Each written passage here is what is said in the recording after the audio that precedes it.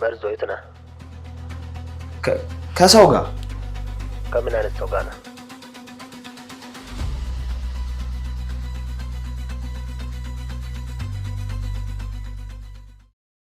ቀይ ብላ ነው።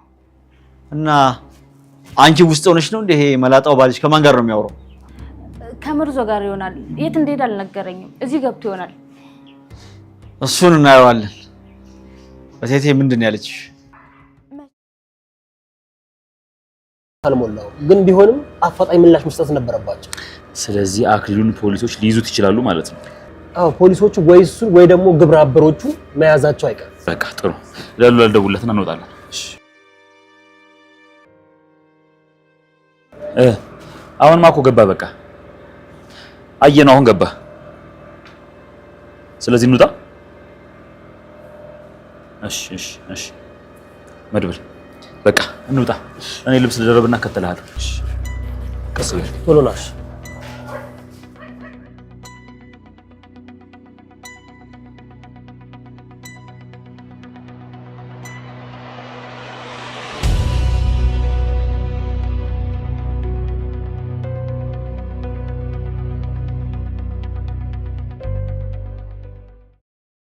ሌላውን ሰርቼ ይከፍላሉ። ችግር የለውም። ችግር እኔ እከፍልልሻለሁ።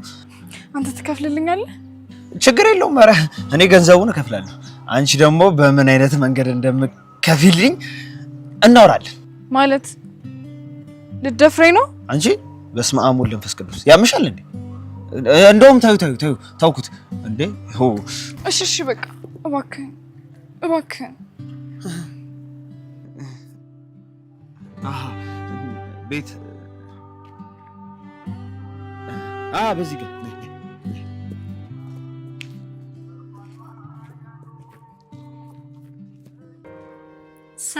ሰላም ጤና ይስጥልኝ። ውድ የተከበራችሁ የቻናላችን ቤተሰቦች በያላችሁበት ሰላማችሁ ብዝት ይበልልኝ። እንዴት ከረማችሁ? እንዴት ቆያችሁኝ? እኔ ጋር ሁሉ ሰላም እግዚአብሔር ይመስገን።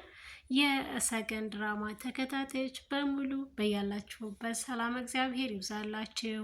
እንዴት ቆያችሁኝ? ዛሬ ደግሞ በሰገን መጥቻለሁ ማለት ነው። እንግዲህ ሰገን መርዙ ጋር ተገናኝተዋል። መርዙ ደግሞ መድብል ደውሎለት ወደ መድብል ጋር እየሄደ ነው። እንግዲህ መድብል ከማን ጋር በማለት ሲጠይቀው ከሰው ጋር ነኝ ብሏል ማለት ነው። መርዙ ከሰው ጋር ከምን አይነት ሰው ጋር ሲለው እኮ ከሰው ጋር ነኝ በማለት ሲመልስ እንግዲህ ሰገን ደግሞ በጣም ፈርታለች፣ በጣም ተጠራጥራለች። ይህ ሰው የአክሊሉ ሰው ነው ብላ ድንጋጤ አጥሮባታል ማለት ነው። እንግዲህ ጀግናችን መድብል ይደርስላታል ብለን ተስፋ እናደርጋለን። መድብልና ሰገን የግድ መገናኘት ያለባቸው ፓርት ላይ ደርሰዋል ማለት ነው። እንግዲህ አክሊሉም የቤቱን ማንነት እያጣራ ነው ያለው። እመቤት ማናት በማለት እየጠየቀው ይገኛል ማለት ነው። ሞገስን ማለት ነው። እመቤትን ታውቃታለህ ወይ? እመቤት የምትባል ሴት ታውቃለህ በማለት ሲጠይቀው እመቤት ማናት? አላቃትም በማለት ይመልስለታል ማለት ነው። እመቤት እንግዲህ የሞገስ እናቱ ናት። የሞገስ እናት በሞገስ በእናቱ በእመቤት ስም ነው የተመዘገበው ማለት ነው። ይህ ቤት አሁን ከቤት ካርታው ጋር ሙሉ ለሙሉ ኢንፎርሜሽኑን ወስዷቸዋል ማለት ነው። ሞገስ ከዛ ቤት ሁሉንም ነገር ፋይሎች ሰብስቦ አውጥቶ ቤቱ እንዳይሸጥም እንዳይለወጥም በቤቱ ምንም አይነት ብር ላይበደርበት አድርጎ ቤቱን አሳግቶታል ማለት ነው። እንግዲህ መድብል አሁን ላይ ስለ ሰገን ምን ያደርጋል? ሰገንን በእውነት ያገኛታል ወይስ አያገኛትም የሚለውንም አብረን እንመለከታለን። ውድ የተከበራችሁ የቻናሌ ቤተሰቦች በያላችሁበት ሰላማችሁ ይብዛልኝ። እንደተለመደው አስተያየታችሁን ሀሳባችሁን በኮሜንት ላይክ ያላደረጋችሁ ደግሞ ላይክ በማድረግ ቪዲዮውን ሰብስክራይብ ያላደረጋችሁ ደግሞ በቀጣይ ሰብስክራይብ እያደረጋችሁ እንድትከታተሉኝ በትህትና ጠይቃችኋለሁ። በያላችሁበት ሰላማችሁ ይብዛልኝ። ሉላ ደግሞ እንግዲህ የአክሊሉን እናት እቴቴን እየመረመረች ትገኛለች ማለት ነው። እንዴት ነው የምትመረምራት ካልን ደግሞ ከ10 ዓመት በፊት የአክሊሉ አባት ሞቷል ማለት ነው። እንግዲህ ሰገን የታገተችበት ቀን ላይ ሰገን ሞተች የተባለችበት ቀን ላይ ሰገን መቃብር የተቆፈረው ላይ እንግዲህ አክሊሉ ጨካኝ ነው፣ በጣም ጨካኝ ነው በእውነቱ። አባቱን ቀብሯል ማለት ነው። አባቱን ቀብሮ እንግዲህ ሰገንን እንደሚወዳት ተናግሯል። ሰገንን ስለሚወዳት ሰገንን ከመድብል ወስዶ አባቱን ገሎ በሰገን መቃብር ላይ የአባቱን ሬሳ ይቀብራል ማለት ነው። በዛ ላይ ደግሞ መድብልን ታውቁታላችሁ፣ በጣም ጀግና ነው እና ሁሉም ነገር ደርሶበታል። ሬሳው ሲመረመር የወንድ እንደሆነ አውቀዋል ማለት ነው። ሉላ ስለምንድን ነው የምትጠይቀው ካልን ደግሞ ሉላ አሁን ላይ ያላት አክሊሉን ያለ አባት ነው የወለድሽው ወይ በማለት እቴቴን ትጠይቃታለች ማለት ነው። እቴቴም በጣም ትቆጣና እንዴት ነው ያለ እናት ነው ያለ አባት እንዴት ልወልድ እችላለሁ?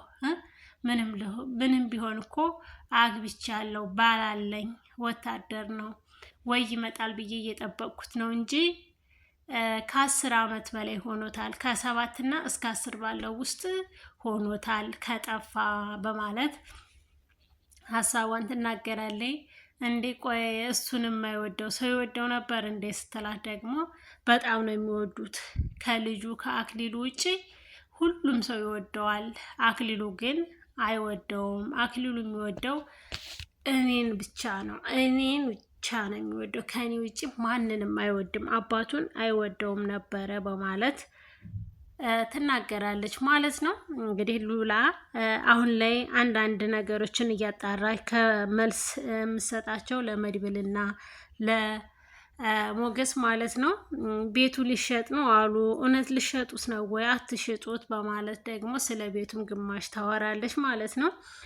መድብል አሁን ላይ በሰገን ላይ ያደረሰባትን ነገር በሙሉ አክሊሉን መበቀል ይፈልጋል። አደራ ግን ቤቱ ያንተ አይደለም በእኔ ስም ነው ብለህ ስለ ቤቱ ስትናገር እኔ መኖር አለብኝ። እኔ ፊት ምን ያክል ሲሸማቀቅና በቃ ሲያፍር ማየት ፈልጋለሁና እኔ ያለሁበት ነው ቤቱ የእሱ እንዳልሆነ የሚነገረው፣ ከቤት የምናስወጣው አብረን ሆነን ነው፣ አደራ እንድትነግረኝ በማለት ለሞገስ ይነግረዋል ማለት ነው። ውድ የተከበራችሁ የቻናላችን ቤተሰቦች ቪዲዮን ላይክ እና ሰብስክራይብ እያደረጋችሁ እንድታበረታቱኝ በትህትና ጠይቃለሁ። በያላችሁበት ሰላማችሁ ይብዛልኝ። እንግዲህ ሰገን ከመድብል ጋር ይገናኛሉ ወይስ አይገናኙም የሚል አንጠልጣይ ድራማ ላይ ነው ያለ ነው ማለት ነው። በጣም ደስ የሚል ቀልጠፍ ያለ ድራማ ነው። እንግዲህ ሰገን ከ10 ዓመት በፊት ማለት ነው የጠፋችው። እንግዲህ 10 ዓመት ሙሉ እንደ ሞገስ አይነት አፍቃሪ በእውነቱ እግዚአብሔር ለሁላችንም ይስጠን። እንግዲህ ሞታለች፣ ቀብሯል፣ እንደ ሞተች ያውቃል። ሬሳዋን መቃብሯን ያውቃል። ሁሌም እየሄደ አበባ እየወሰደ እዛ መቃብሯ ላይ እያለቀሰ ነው። ግን ምንድነው እኔ መድብል የተማርኩት እውነተኛ አፍቃሪ በእውነት ማለት ነው። ግን ደግሞ ይህን ያክል መስዋዕት መክፈል በጣም መታደል ነው። እንግዲህ ሞገስ እመቤትን ታውቃታለህ ወይ በሚለው ጥያቄ አቶ አክሊሉ እያፋጠጠ ነው። እመቤትን ደግሞ ማናት? ኧረ እኔ አላውቃትም በፍጹም በማለት የሞገስ እናት እመቤት ትባላለች። ያለችውም እንግዲህ ባህር ዳር ውስጥ ነው። ከአዲስ አበባ ወጥታለች፣ ምክንያቱም ማሸሽ ስላለበት ማለት ነው። እንግዲህ መድብልም እባክህን አርቃት፣ ሉላንንም ከዚህ ቤት እንድትወጣ አድርጋት በማለት እኔ እሷን አላርቃትም ከዚህ ቤት እንድትወጣ አልፈቅድም በማለት ሚስቱን እንደማያስወጣት ነው የተናገረው ሞገስ ማለት ነው። እንግዲህ አክሊሉ በቤቱ ዙሪያ በጣም እየወጣ እየወረደ ነው። አሁንም ቤቱ በሱ ስም እንዳልተሰራ ያንተ ስም እንዳልሆነ የመሬት ካርታውም በማን ስም እንደሆነ በመቤት እንደሆነ ሁሉም ነገር ተጣርቶ ገዢዎቹ በሙሉ የሚመጡት ሁሉ ካሽ እየከፈሉ ካሻቸውንም እየበላባቸው የሚገኘው እንግዲህ በጣም ራስ ወዳድና ስግብግብ ሰው አክሊሉ ማለት ነው። ያው ሁሌም ጀግንነት የለም መውደቅም አለ ማለት ነው። እንግዲህ ሰገን ከመድብል ጋር ተገናኝተው ምን አይነት ህይወት እንደሚኖሩ አላማቸው የበፊቱ አላማቸው በጣም ብዙና ሰፊ ነበርና ያንን አላማቸውን ቢያሳኩ ምንኛ ደስ ባለን ማለት ነው። ሞገስም እንግዲህ ትዕግስቱን ስጠኝ እያለ በጣም በቃ ከመጠን በላይ ለመቆጣጠር አስቸጋሪ የሆነበት እንትን ነው። እንግዲህ ውድ የተከበራችሁ የቻናሌ ቤተሰቦች ቪዲዮውን ላይክ ሰብስክራይብ እያደረጋችሁ ለምታበረታቱኝ ከልብ አመሰግናለሁ። ቪዲዮውን እስከ መጨረሻው በማየት ሀሳብ አስተያየታችሁን እንድትሰጡኝ በትህትና ጠይቃለሁ። በያላችሁበት ሰላማችሁ ብዝት ይበልልኝ። በእውነቱ ከልብ አመሰግናለሁ ለምትሰጡኝ ሀሳብ አስተያየት፣ እንዲሁም ቪዲዮውን ላይክ እና ሰብስክራይብ እያደረጋችሁ ለምታበረታቱኝ ከልብ አመሰግናለሁ። እንግዲህ ሰገንና መድብል በሚለው በአዲሱ ምን እንደተፈጠረ አብረን የምናየው ይሆናል። ውድ የተከበራችሁ የቻናላችን ቤተሰቦች በቀጣይ በክፍል 11 እስከምንገናኝ ሰላማችሁ ብዝት ይበልልኝ። ወዳችኋለሁ፣ አከብራችኋለሁ። መልካሙን ሁሉ እመኝላችኋለሁ። ለዛሬ ይዤ የመጣሁት ይህንን ይመስላል። አመሰግናለሁ። መልካም ቀን